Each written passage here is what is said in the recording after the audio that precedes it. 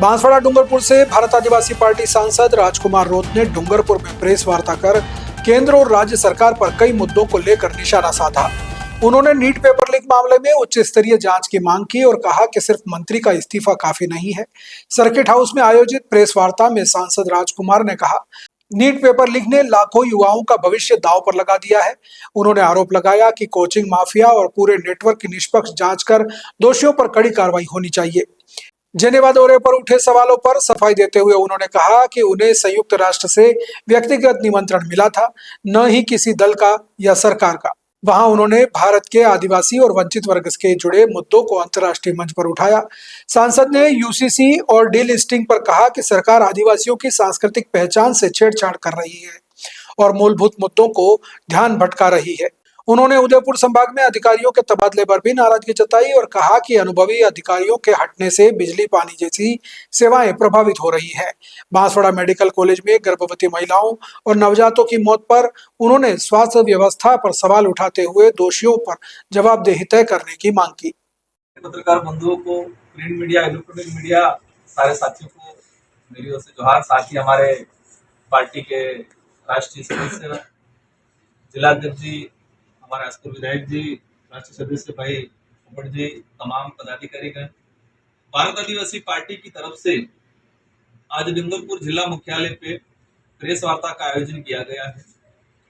इस प्रेस वार्ता में विभिन्न मुद्दों पे आज भारत आदिवासी पार्टी की तरफ से, हमारी तरफ से प्रेस कांग्रेस का आयोजन रखा गया है। इसमें सबसे ज्वलंत और पूरे देश लेवल पे अभी कहे कि चर्चित विषय जो नीट पेपर लीक को लेके था, देश के शिक्षा मंत्री धर्मेंद्र प्रधान और भारत के प्रधानमंत्री जी मोदी जी पे जिस तरह से एजुकेशन व्यवस्था को कहे कि एक तरह का भंडार करने का इन पे आरोप लगा था। नीट पेपर लीक देश का सबसे बड़ा पेपर होता है जिसमें 22 से 25 लाख के आसपास युवा हर बार हिस्सा लेते हैं और नीट पेपर लीक हुआ। कई बच्चों ने आत्महत्या कर ली जो नीट की तैयारी कर रहे थे, अच्छा पेपर गया था। उनके कई अभिभावकों ने आत्महत्या कर ली। कई जिला मुख्यालय पे कई इलाकों में आंदोलन हुआ छोटा मोटा, लेकिन सरकार की जू नहीं रहेगी। हमारे देश की लोकतांत्रिक व्यवस्था में इस बार कहा जाए कि एक खूबसूरत पल सामने आया।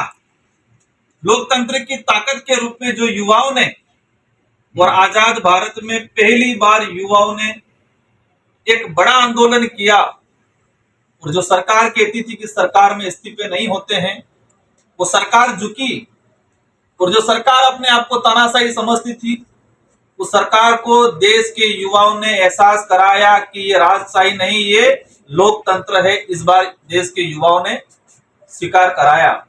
मैं इन सारे युवा जिन्होंने दिल्ली जंतर मंतर से लगा के पूरे देश में और विशेषकर हमारे बिल प्रदेश विद्यार्थी मोर्चा डूंगरपुर बांसवाड़ा में जो मोर्चा संभाला, इन सारे युवा साथियों को, तमाम संगठनों को धन्यवाद देना चाहूंगा जिन्होंने लोकतंत्र की ताकत का सरकार को एहसास कराया। धर्मेंद्र प्रधान जी का इस्तीफा तो हो गया, लेकिन एक बड़ा सवाल है और यह सवाल पूरा देश का युवा कर रहा है कि क्या इस्तीफे मात्र से हमारे देश की एजुकेशन व्यवस्था सुधरेगी? क्या इस्तीफा मात्र से जो पेपर लीक की घटना है वो हमेशा के लिए रुकेगी? इसका उत्तर सरकार के पास नहीं है। आज देश के युवाओं की और हमारी तरफ से मांग है।